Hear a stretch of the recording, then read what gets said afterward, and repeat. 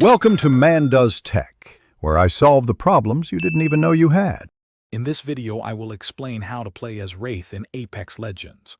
Wraith is a popular legend known for her elusive abilities and aggressive playstyle. Her tactical ability into the void allows her to become invulnerable and reposition. Her passive, Voice from the Void, gives crucial warnings about nearby threats. Finally, her ultimate, Dimensional Rift, creates portals for quick team rotations or escapes.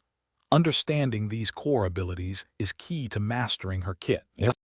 Wraith's tactical ability into the void is incredibly versatile.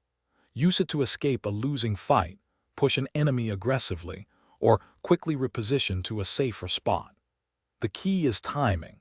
Activate it just before you take heavy damage to avoid being knocked.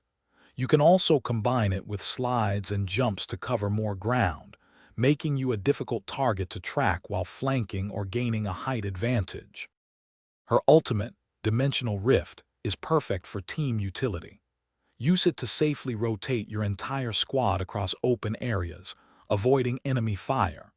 You can also place portals strategically to create quick escape routes or even trap enemies by placing one portal in a dangerous spot and the other in a safe zone.